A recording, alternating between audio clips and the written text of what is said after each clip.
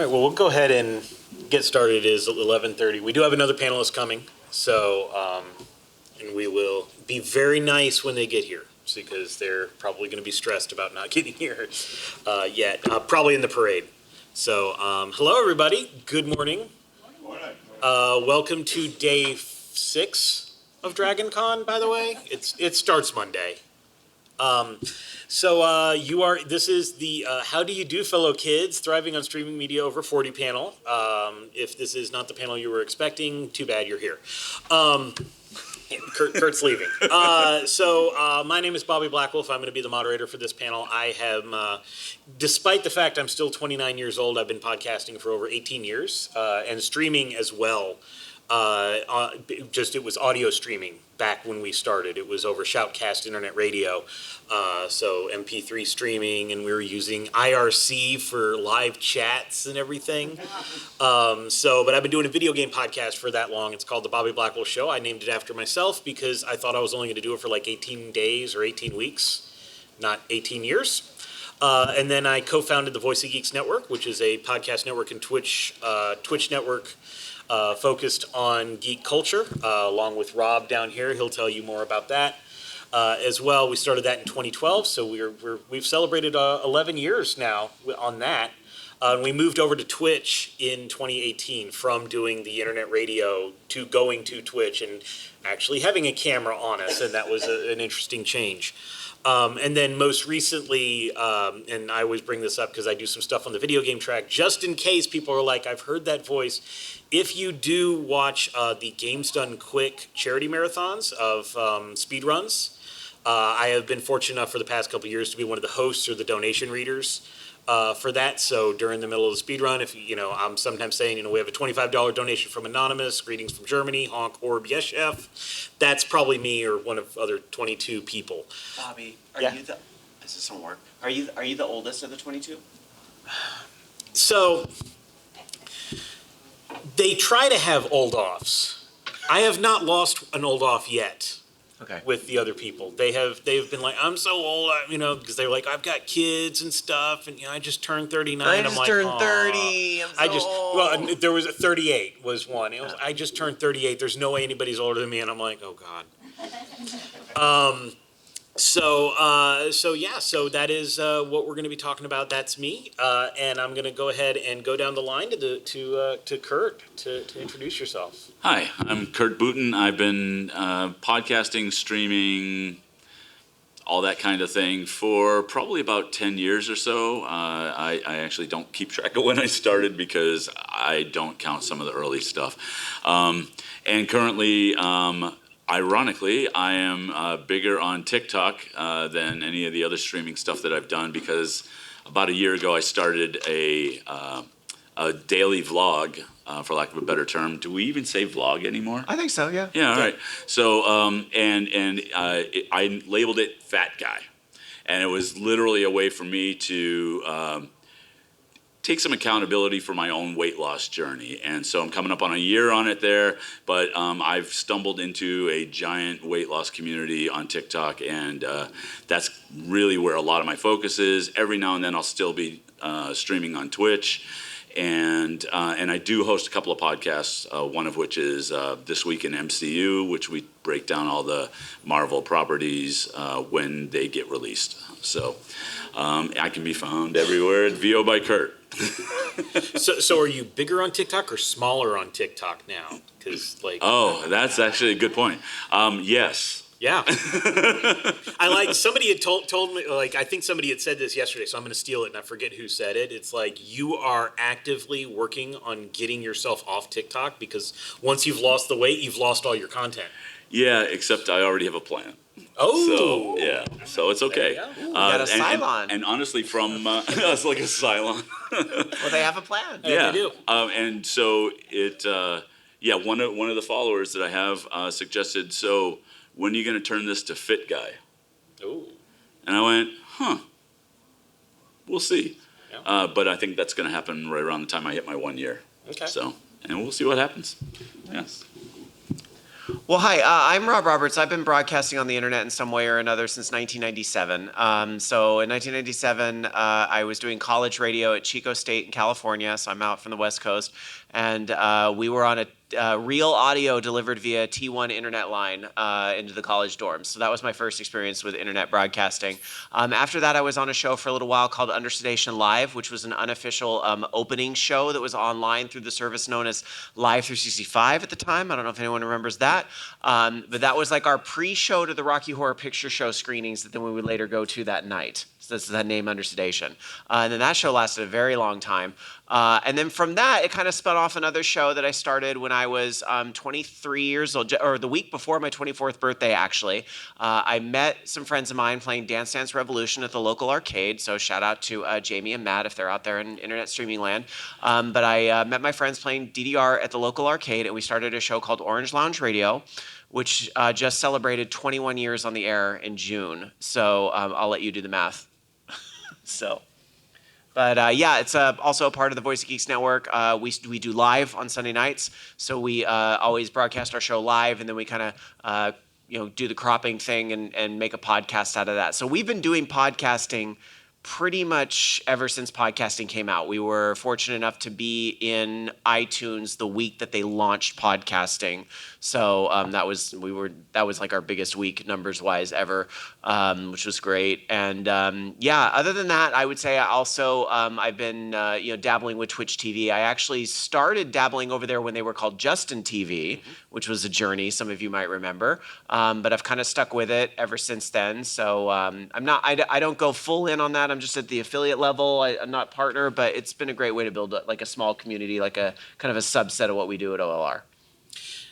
Yeah, and I think that kind of touches on an interesting point. So the stuff that I'm going to be hitting on this panel, one of the things I probably should have said earlier, because I sometimes do presentations, you're supposed to be like, I'm going to tell you what I'm about to tell you, then I'm going to tell you, and then I'm going to reiterate it. So the idea of this panel, because somebody's like, isn't it the same? Like people outside were like, wouldn't it be the same doing this over 40?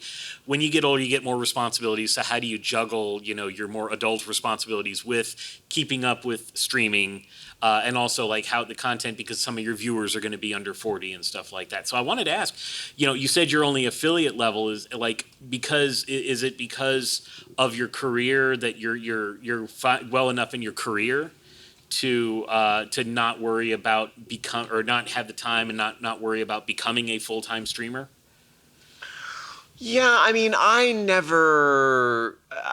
there was a time when I was like, oh, it would be great to make money off this. Oh, I would love if this was my full-time job. And I think there came a point where I kind of accepted, like, no, this is not going to be your full-time job. This is your full-time hobby. And I'm maybe fortunate in that, and a big part of this is that I kind of like my day job. Like I like what I do for a living and all that. So I'm not really like looking to get out of that as fast as I can or anything like that. So I think there did come like a level of acceptance with that. And I think for me, what's kind of probably kept me from getting to like a partner status and really, putting in that level of work is one, I spread myself pretty thin between different projects. I'll just be honest on that with the time I do have. And two, it's the regularity. I think if you want to push to that type of level, you have to have some sort of regularity with your audience. And the thing that I do have that's regular is, Orange Lounge Radio. We've been doing that every Sunday night for 21 years. At some point that becomes a habit and you don't know what you're going to do without it. Yeah. Right. It's obviously we're not doing a show this week because I'm here at Dragoncon, and that's one thing. But the other like random nights we sometimes don't end up broadcasting for whatever personal reasons. It always feels a little weird. Like, what the hell do I do in my night, right? Yeah. And I don't want to, I don't want people to take this the wrong way. I don't want to sound sacrilegious or anything, but doing OLR with that regularity on Sunday night, it's kind of like church to me. I think what some people kind of get out of church, which is, I think that sense of community, I think is what a lot of people get out of that. And that is what we've been getting out of OLR is that sense of community. Mm-hmm. So that's been helping me keep me regular there. Not to say I don't feel community on my personal streams, but I think it's a little easier to kind of say, I'm gonna broadcast when I can. And just real life sometimes gets in the way. I'm not always able to do the same time. Like Kurt, I've been on a weight loss journey myself. And so I really had to kind of prioritize health over streaming and things like that. So, I think you just kind of accept that, like, okay, I'm doing this as a hobby, and therefore I can't make those same commitments that somebody who wants to make this a career has to be able to make. Yeah. And I will say that because I'm kind of in the same boat. That's why I led the question. And it's because I realize like I like my job, but I'm afraid that if I turn my favorite hobby into a job, I'm going to start hating that hobby because then it's going to become work. And I also know because 18 years ago when I started, I'm like, wouldn't it be great if I was, a full-time, radio person because it was radio at the time and going into streaming. And then I realized being here at Dragoncon, because I first appeared on the track in 2006, when it was like the first year of the podcasting track here at Dragoncon. And I realized that the majority of time that podcasters spend, like professional podcasters spend, is marketing. They're selling because they're trying to sell themselves for sponsorships and all that stuff. And I don't want to be a salesperson. And so I like having my real job to get the money in, so then I can be an idiot with a mic on Sunday nights before OLR, and that has fulfilled me better. And as I grew older, I realized that was a smart decision that I had made. I actually have a very different take than both of you. Perfect. Perfect. I like my day job. I work for one of my best friends in the world, but I've told him that my goal is to quit. And so my second job is what I consider everything I do outside the workday. And so with the intent of, I do voiceover on the side. I do the TikTok stuff as a side hustle as well. I do everything all night long pretty much to try to work my way out of quitting or work my way to quitting my day job, because this using my voice to do something is what I really want to do. Well, to be fair, if I had your voice, I would be going the same way. You are very kind. Thank you. But yeah, no, it's just but day job is the day job. Yeah. And I like my day job, but it's not what I want to do for the rest of my life. So, and in this economy, I'm going to be working until I die. So another 60, 70 years. I'll be all right.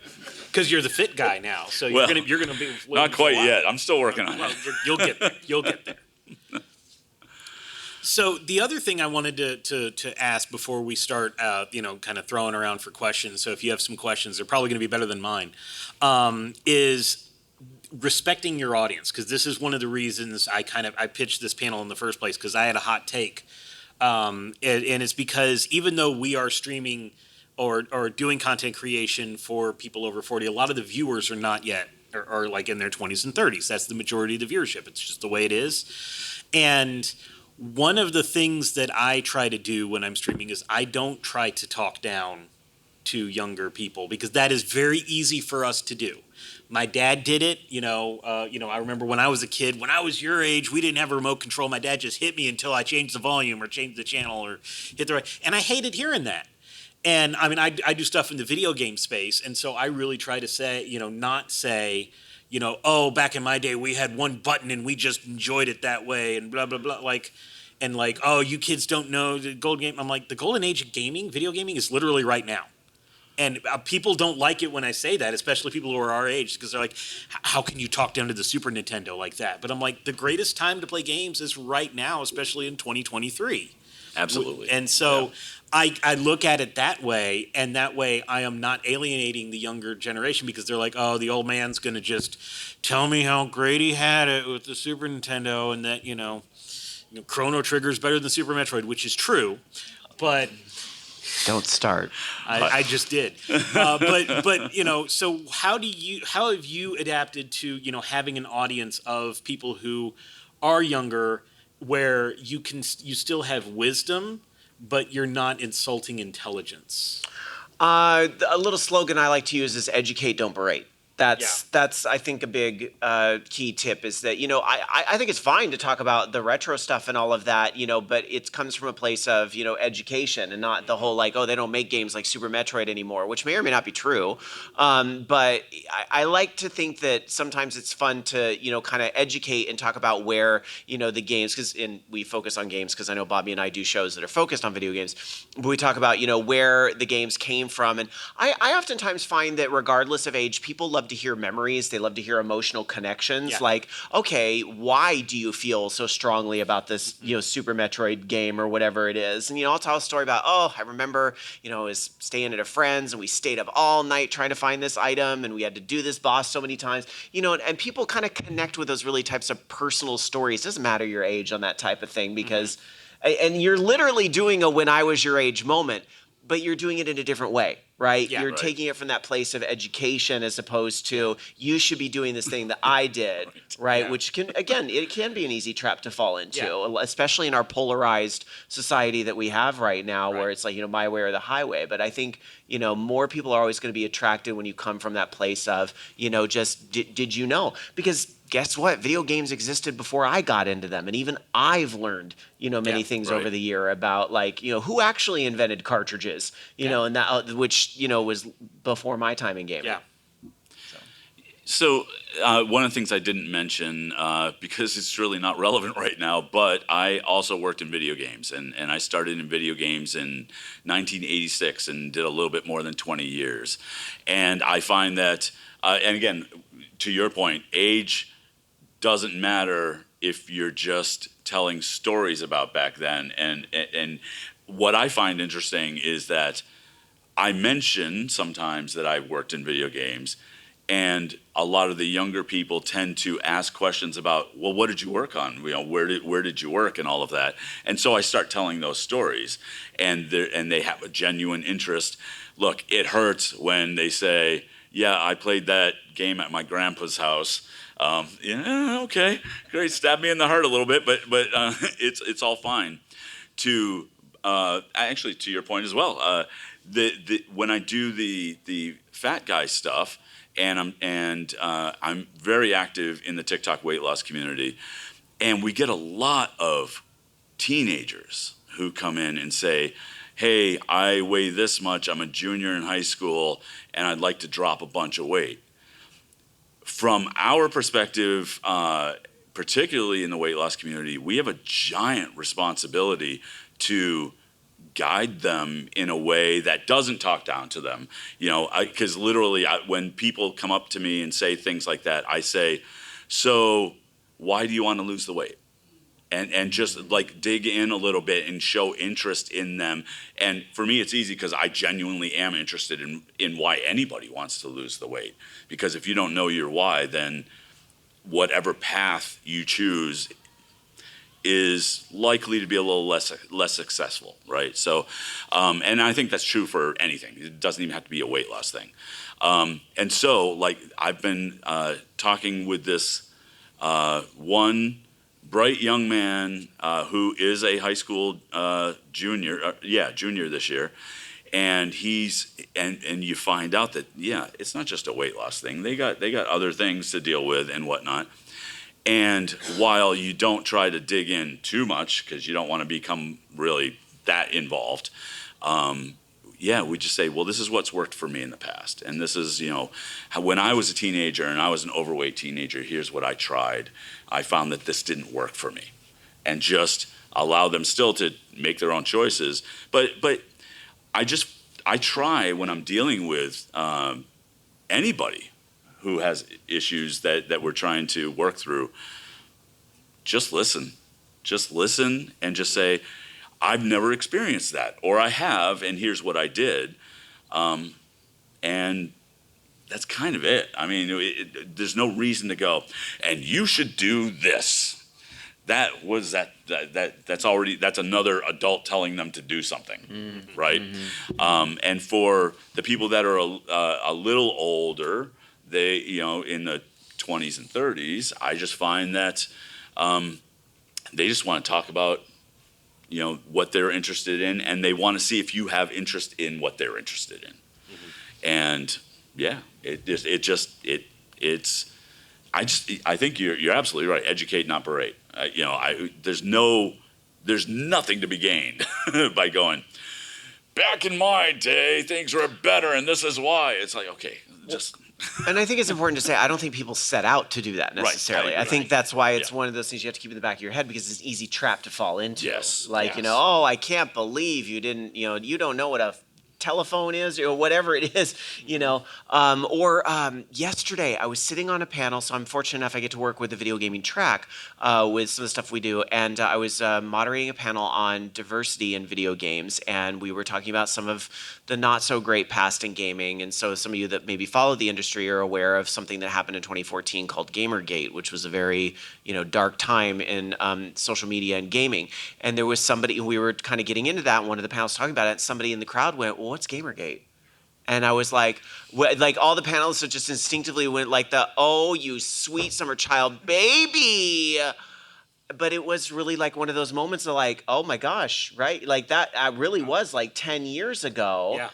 And now, but we kind of took that moment, like after we had that initial reaction, okay, you know what, right? Completely valid. Like somebody who was 12 years old then is 22 now.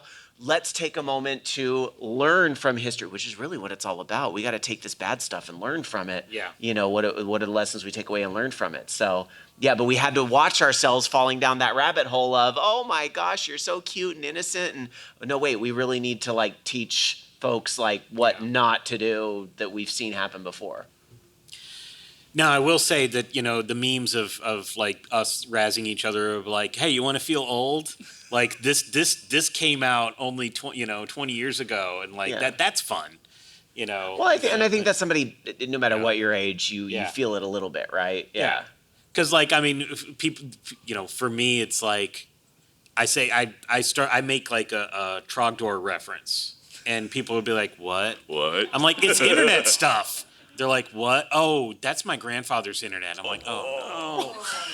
I'm going to burn in all your houses. But like, so that type's I think I just threw a hip. Yeah. So I wanted to ask because when I talk to people like people that are my age that are not kind of in this space and stuff, and they don't understand what we do, and even if I try to explain like Twitch streamers, they're like, I don't get it. My kids do it, and I don't get it, no matter how much. How do you keep up with how I'm going to say trends, but like the different types of TikToks? Because I know you do like some of the reaction videos as well as doing your own vlog and stuff. Like, what kind of tips do you have that you keep you in knowing the vernacular of what they're doing in what the younger people are doing, so you can do it as well? What are some tips to that help you keep up with it? So I actually still absorb a lot of content. I don't just create it. And so in the TikTok end of things, I spend a decent amount of time keeping up with. I'm really, really hyper focused on responding to anybody who reacts to my videos.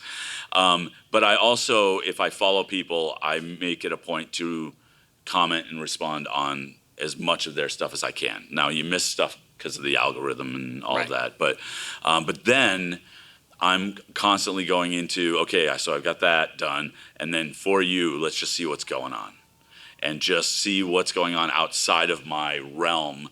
The vernacular I am never going to master until 10 years later. Right. It's just like I used the term Riz with somebody last week or the week before, and I'm going, I can't even believe that came out of my mouth. Yeah. Like it was just because one, it's cringy when an old guy says it. Yeah. And two, I luckily was doing it ironically, Yeah. so they got the joke. But it was like, whoa, what's going on? It is hard because there's a lot of content coming up. Yeah. And just every day. And you just do what you can. And look, I'm not going to be doing dance videos. No. Which I don't know they do on that's a TikTok bummer. anymore. That's a bummer, yeah. That'd that's be your great. first fit guy. Oh my Be like- God. Yeah. And So then you just do the. yeah. Yeah. So it's all I can do is what I can do and lean into that. Mm-hmm. And that's really where my focus is. And it actually speaks to we've talked about things on other panels and in other rooms where if you're creating, follow your passion. Yeah. And lean into that, because there will be somebody who likes what you do. Yeah. And if you do that, then you really can't go wrong. I think you hit the nail on the head when you talked about consuming the content, because I think if you want to organically, pick up those parts of culture and like what's going on and the big trends. You have to be an active participant. You just have to. This is not something that can be researched because you know what? It doesn't matter your age.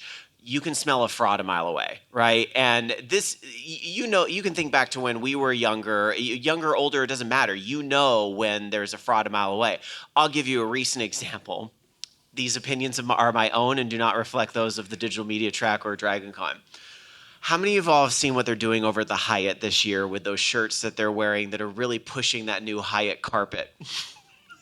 I don't know if you've seen this, but they got some new carpet at the Hyatt, and they're really trying to push that whole thing, and they're trying to make this whole like Hyatt carpet thing happen. And it's like you can't make it. Yeah, right. They're trying to make it fetch. You can't like force a carpet cult to happen. It is something that organically happens in that type of thing. The reason why I bring that up is that, you know, again, I'm trying to prove that like people and businesses make this mistake all the time. The classic thing. Well, let's do a focused group. Let's do a research. Let's, you know, find out. No. That's not how you're going to stick up with trends. You just got to get in there and participate. So I like to actively watch other Twitch channels and, you know, lightly chat. Like sometimes it's something where I have it playing on my Xbox while I'm, you know, doing errands around the house, and maybe I'll hop in chat. Hey, how you doing? How's it going? But even by just listening and just kind of watching, like you pick up on what's funny. And there's a lot of really funny stuff that then, you know, you kind of pick up on. It just occurred to me when you were talking about focus groups. I'm wondering what focus group FedEx ran to create FedEx John. Well, they didn't. That just happened. I know. It's ridiculous to think that could happen. Now you know that, you know, like UPS is like, do we need UPS Peter? Like, what do we do? Like the focus groups say they love googly eyes. You know, so it's Yes. Then, I mean, Everything Everywhere All at Once came out because of FedEx John, obviously.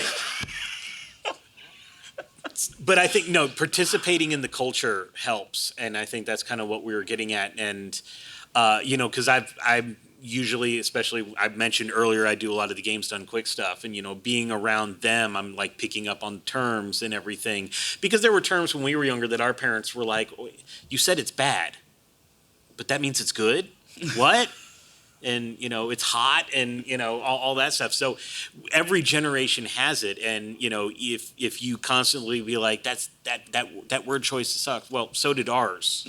And so, and the more we use it, the less they're going to want to use it.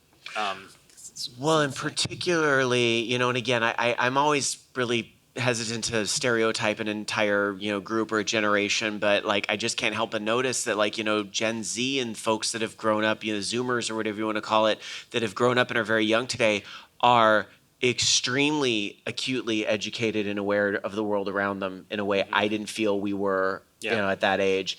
And I think a lot of that has to do with being in the internet, because Zoom was the only way folks could connect just a few years ago and so forth. Like there's just like, and I think sometimes because we didn't, you know, if we wanted to research something, we had to go find the encyclopedia at the library and all that stuff.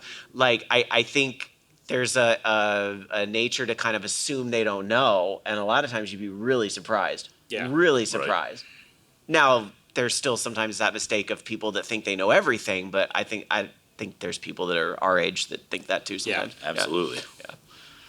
Yeah, and there are also people our age that look down on what we do, or, you know, like any of this content creator, because I don't get it. And I'm like, but you read teen magazines as a kid. Right. And that culture, and this is just the next iteration of that. Well, usually when people say to me that, like, oh, Twitch, that's my kid's into that. That's interesting that you kind of like watch Twitch or whatever. And I'll kind of be like, well, yeah, I you know, watch a lot of Twitch, but because of it, I don't watch a lot of, you know, current movies and TV shows. Or I'll say something like, so how did you like that, you know, last season of Game of Thrones? And they'll have an opinion on it. And I say, yeah, I don't watch that, but my friends' kids do. Yeah, I mean, what I find, because look, I don't know about your parents. Mine just did not. I started in video games in '86. They thought it was a throwaway job that was never going to amount to anything. It wasn't until I worked for a short time for a few years at Hasbro Interactive, which became Infogrames, which became Atari when they bought the license. Mm-hmm. So when I worked at Atari and actually had an Atari email address, I let my dad know, and he goes, "Oh, you work at Atari." That was the first time that he got it, that it was actually a job after my working in the industry for 15 years. because he just didn't understand that. From the Twitch end of things, because I've been thinking about how to respond to that, why are people watching Twitch and watching other people play games? That doesn't make any sense to me. And I've been thinking about that because I get it, because I watch Twitch, and I do Twitch streaming. I understand why people watch, but I hadn't figured out how to verbalize it until I found myself living vicariously through their gameplay. And by that I mean I can't afford the time to play that game, but I can watch somebody else do it and kind of at least experience something to that effect, like I have been playing it. And so there's value there. I think there's value there, and I think we all think there's there's value there, or else we wouldn't be doing this. And so trying to kind of elaborate on why people do that kind of thing, because it's no different than why do you watch baseball on TV, right? Yeah. It's no different. You're not playing. Why wouldn't you just go out and play baseball? Yeah. Well, same. The response I usually give is like, why do you watch Twitch? Which is a little bit different than yours. Like, so there are multiple correct answers. Right. And the correct answer for me is I'm not watching the game. I'm watching the personality. And so, like, I will watch people that I really enjoy the personality, like Rob, play a game I have absolutely no interest in called Dead by Daylight. I have no interest in playing the game. I don't like it or anything like that. But I like hearing Rob react to it. I like hearing Rob interact with You the just chat. like hearing me get jump scared by Hag. And Yes. Then I'm, Yes. But I mean, I'll watch just about anything Rob plays, even if I'm not, really interested. He could play Super Metroid, which Chrono Trigger is a much better game than, and I'd probably still watch. Another tip, leave your in-jokes that are 10 years old 10 years ago. It just came back. Well, Sea of Stars is out now, so I'm all on the Chrono Trigger train. Anyway, but it's about watching them, because they're like, my kids watch this one person play Minecraft, and I'm like, why would they sit and watch Minecraft when they could just play Minecraft? They're like, they're not watching Minecraft. Well, now they're I tell watching them to the player. subscribe to my friend that makes Minecraft content. Yes. And he made it really well, and he actually got in with the whole old, like, he was in this big Minecraft creator community. His name's Loki. He's one of your co-hosts. But he in their little like submission video, he makes a joke about how old he is, and that endeared him to people because he still understands everything else, and he's immersed himself in that culture. So, but. Yeah, it's about the personality, and so like the kid, we're trying to explain their kids aren't watching Minecraft; they're watching the person playing Minecraft, and they don't get it because they didn't have a frame of reference of that for them, unless maybe like in a baseball reference they really liked Bob Costas, and they would watch games just to hear Bob Costas talk about sports or Al Michaels or something like that. That's about the closest they can come to that, to an analogy, and they don't see it because they don't know anybody who did that. I think that one of the things that touching on that, because that's a huge important part of it, because it leads to also why people continue to watch the same people, and the same people, not the same games, is the community aspect of things, right? Because what is really cool is you go, oh, I want to just check out this game, and then you go, oh, well, I have an opinion on what was being said or whatever, and you end up falling into a community. And then you end up making friends in that community. And when you start going to the chat room again, they go, hey, Kurt, how you doing? I wasn't expecting that, but that's a nice bonus. That's pretty cool. I want to come back here. And it's the kind of the virtual neighborhood thing that happens, right? So Yeah, especially, you're in one person's chat room and then you kind of find yourself in somebody else's chat room, but some of the people that were in the first one are there, and it's kind of like you're really starting to get to know people. It's pretty incredible. Yeah, and that's what we have now that we didn't have when we were younger, is that two-way communication. Yes. You couldn't interact back with, you could yell at the screen, and say, there's the clue. But they didn't actually react back and forth, and that's something that's unique to what we have now, and that's that's a really, it's a good feeling when people are there to watch you and watch us. And like I do the thing on Sunday nights as well, right before Rob, and people are already in the chat room waiting for it to start. And so like it's not just what would I do with my Sunday nights. It's this is what they're doing with their Sunday nights, and having that two-way interaction to kind of give that validation. Whereas in the past, when it was TV, you would film the TV show, and then a couple months later it might air, and then you get kind of the reaction through snail mail and stuff. I think the most appropriate analogy for when I started gaming, which was late 70s, early 80s, is I had an Atari 2600 like everybody else, but I had a friend who had a Coleco.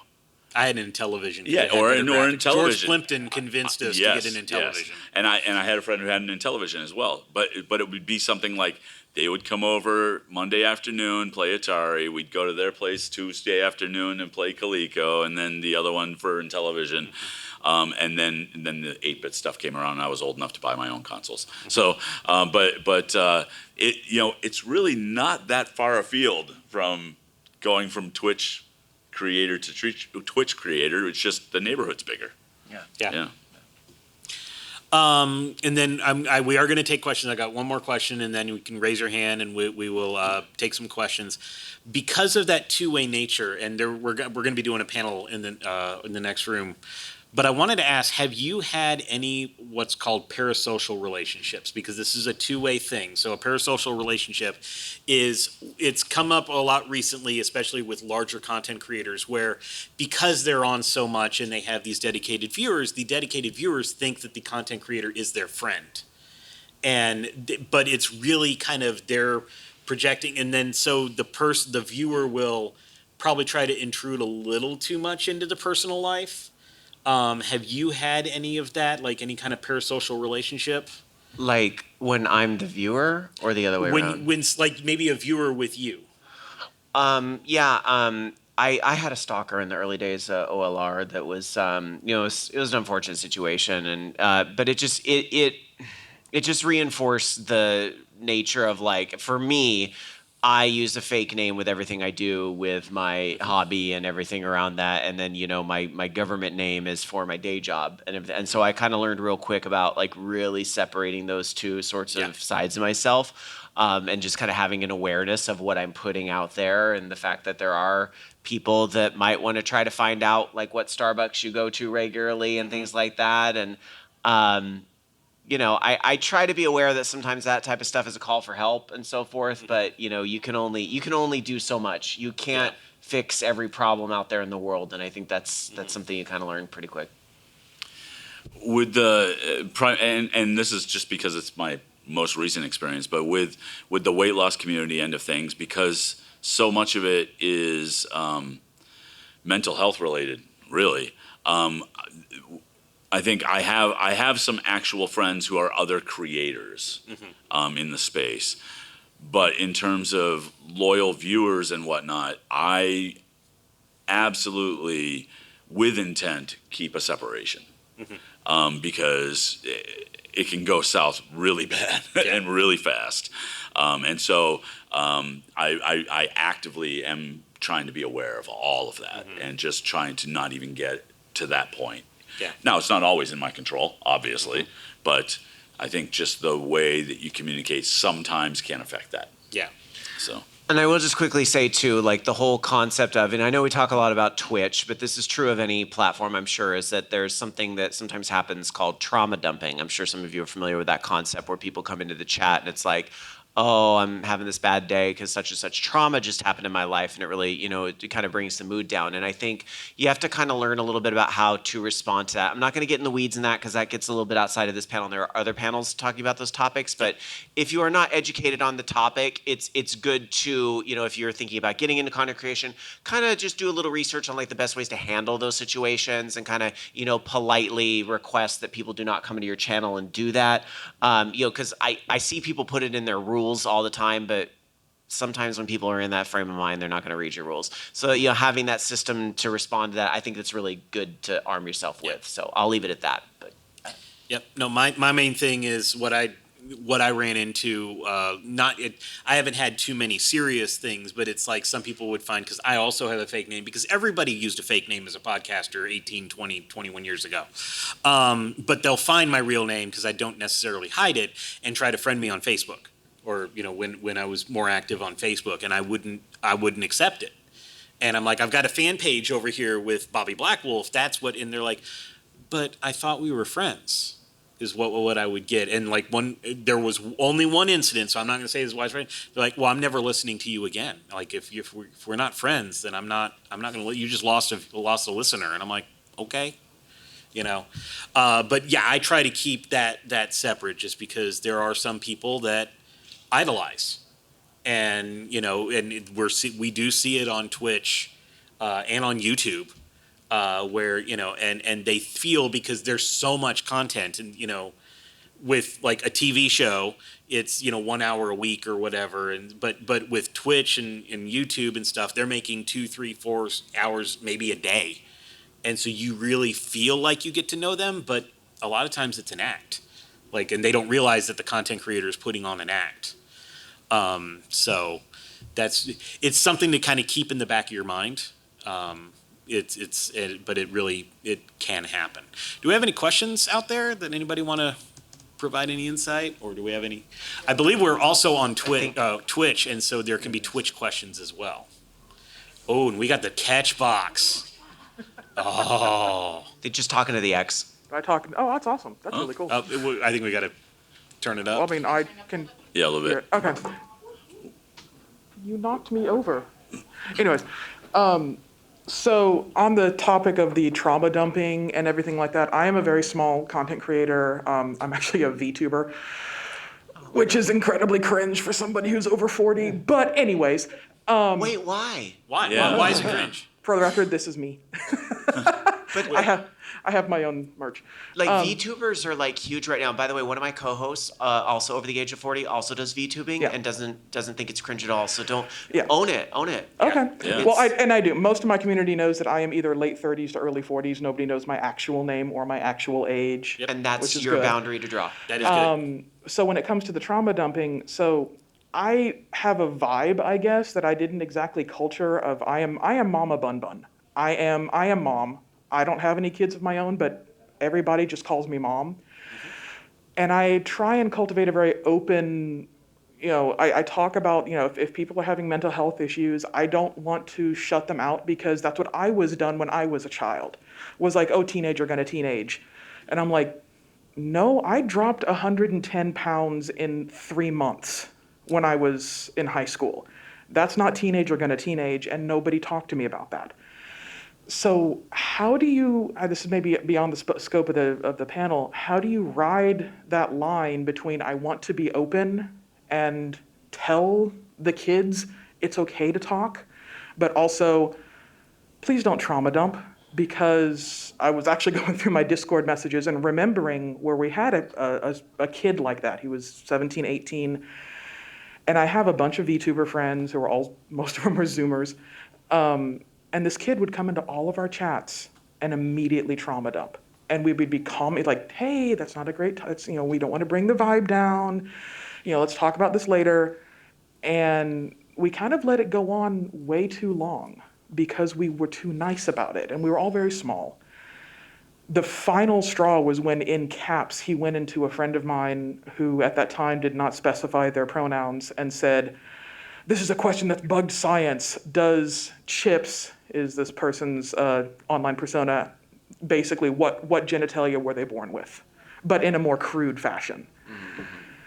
And that's the point that we were like, you gotta go. And we were kind of upset with ourselves that we let it go that long. So with a very small community where you're friends with everybody, that parasocialness really hasn't hit yet, you can still talk with every single one of your chatters. How do you draw the line between I'm actually your friend and, or, I like to talk with you, but I'm not your therapist? I have some thoughts on this. So do I. Okay, So I think that's great that you do take on that mom persona. I think because you do that, you are opening yourself up to a little bit more of this. I think you understand that. So, so that's why I kind of commend you, because there are a lot of people out there that, unfortunately, I think we know that in their own lives they may not have that type of figure or safe place they can go to. So you're really kind of creating that type of space. And the size of it doesn't matter to somebody, that is, what they've clinged to, whether it's, what you're streaming, whether they, and I know sometimes it can even be with the VTuber, the kind of persona connection, if it goes there, whatever it's that persona, right, and all that. So like I understand that there's connections on like deeper levels. What I'm trying to get to is that, obviously you're opening yourself up a little bit more to that. So you mentioned that you have a Discord community, and I wonder if maybe you could have a place in that community that is like my bad day venting, my place to scream, the scream box, scream into a void. Good. I do. Good. One of my channels Yeah. is called Scream Into the Void. So you know that like, it sounds like you might need to take a minute to scream into the void. And could some of you, when you have the spoons later on, could you go into the void and send some hugs and send some love so that we know these people are supported? And I think you can leave it there because you're redirecting the conversation over here. I think what happened with the other situation, I mean, very clearly, you have these rules in your channel, and we respect and protect trans rights, which I think is a great rule to have, and so forth. I wish everybody had it, and I think when somebody crosses that line, you say, hey, when you signed up for the Discord, you agreed, you respect trans rights, and by doing these types of things, you are showing that you did not follow that rule. This actions have consequences, and this action had a consequence, and it can feel really hard. That right? It's with the whole. With I know. I'm sorry. It was just really hard because it was. I'm gonna start crying because this poor kid. Yeah, But it hurts me more than it hurts you, right? Mm-hmm. But sometimes that's the only way they're going to learn.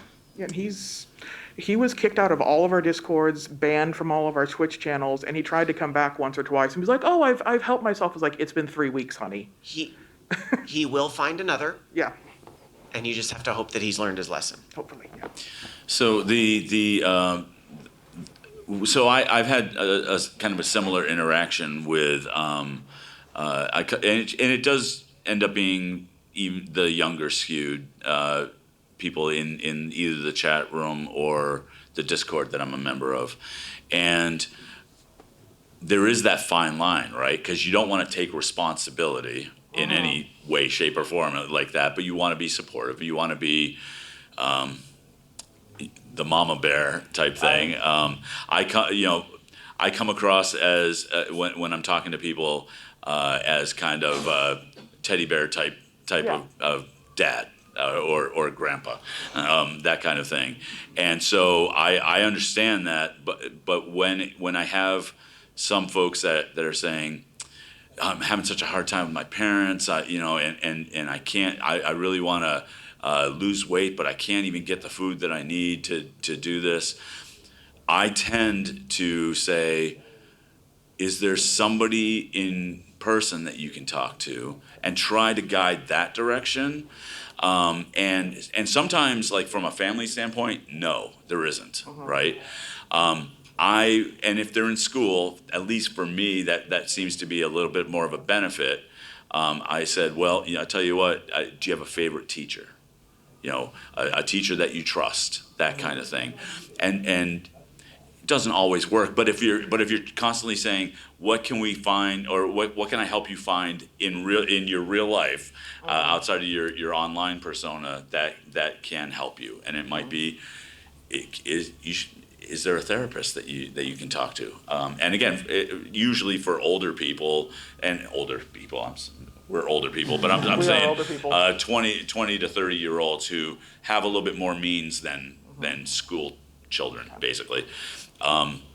Just say, what I tend to do is, it took me forever to go find a therapist.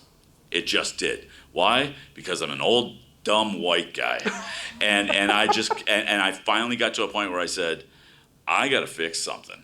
And so I bit the bullet and went and saw a therapist. And I tell people, this is what I did. I wasted years not talking to somebody. So if I have any advice whatsoever, find somebody to talk to. And if you don't like that person, switch. It's okay. It's okay. Yeah. But just find somebody to talk to. Okay. But that whole separation, right? You kind of go, here's kind of a guide. I'm not taking responsibility for it, but here's what I might do. That's all. Okay. That's kind of the way I've gone with that kind of thing. Anybody else have a question out there? Oh, My husband. There you go. Yeah, to kind of lead off of what my wife said, I heard earlier in the panel, that people will see a fraud a mile away, and I do see cases in like media meant for younger people where there are some charlatans, some bad actors out there trying to cultivate that idolization and that blind following. And I see that, and there's part of me that wants to tell younger people, these people are not looking out for you. They are trying to imprint an ideology on you, maybe.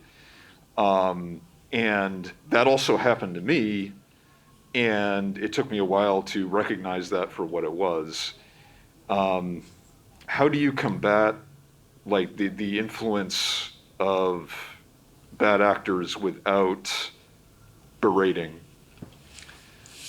I think you just hit on it. You say educate, don't berate, because at the end of the day, you can't make that choice for them, right? You can only show them, you can only do your best, but at the end of the day, and I think we've all gone through this. Sometimes people, at that certain impressionable age want to do the exact opposite of what they're told, just because they're trying to, make a point or find their independence is what they're, really trying to do, I think, at that point.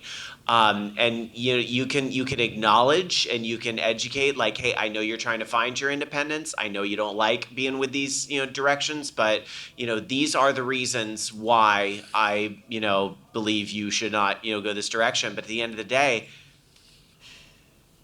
you can't stop anybody from making that type of choice, right? Because if you try to draw a harder line in the sand or so forth, it's just, we all know that doesn't go well. Yeah. I really have nothing to add to that. I mean, because that's pretty much what we have to try to do. Yeah, for sure. I will mention, kind of going back to like the community and like when do you draw the line. I will mention that it really depends on what you're looking for, and like what I'm looking for with the community is I like having the smaller, close-knit community. I have been in communities where they were like, you know what? I like the fact that there's a troll or there's somebody that people hate, yeah. because that drives engagement, because then they're going to come back just so they can, so they can be outraged, the algorithm that we're all learning about. And so sometimes you do have to realize, like, if a person and their attitude is making other members of my community not want to be around as much, then that may be the time to be like, all right, let's either fix it or let them go, because while it sounds great in the short term, they're going to keep, like, this is also back when website hits mattered. They're going to keep coming back to the forum to, so they can hate on the guy, or the troll is, going to rile them up and they need to, somebody's wrong on the internet.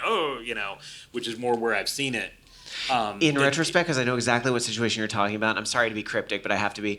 But in retrospect, doesn't that situation feel very focus groupy? Yeah. Yeah. And knowing that person's background, probably did get that from a focus group? Yeah. Yeah. Yeah, but it is better to have a smaller community that can be with each other and talk with each other than have somebody who's always trying to rock the boat, or trying to, even with trauma dumping, trying to, bring down and make it more about them. I think with the particularly the troll types. So I actually separate them. I separate like the Discord trolls from the streaming trolls. And the active chat room trolls. I have a few moderators that I use for my live streams, and they're constantly going, "Can I ban them now? Can I ban them now?" And I'm going, "No, don't ban them." And they go, "Well, why?" They're saying this. I said, "It's okay. They're just trying to get a rise out of me." And 9 times out of 10, I'll engage directly with the troll and say, I'm not going to say what you want me to say. So now what? Like, what do you want? What do you want now? And they say, I believe you should shave. And literally I've had that. Like literally the first words that somebody comes into the chat room and goes, shave. No, thank you.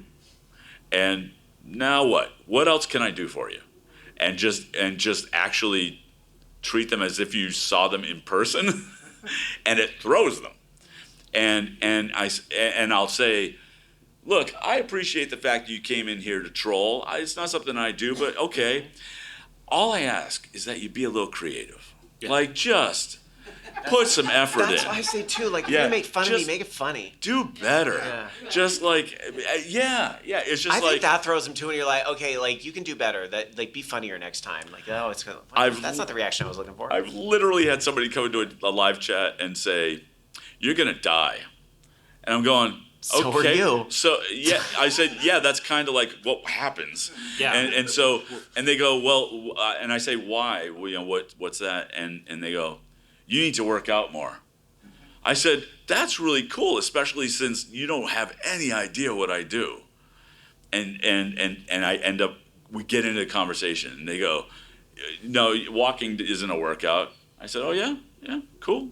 I get my heart rate up to 120, 130 when I'm out walking, and I walk 4 to 6 miles a day.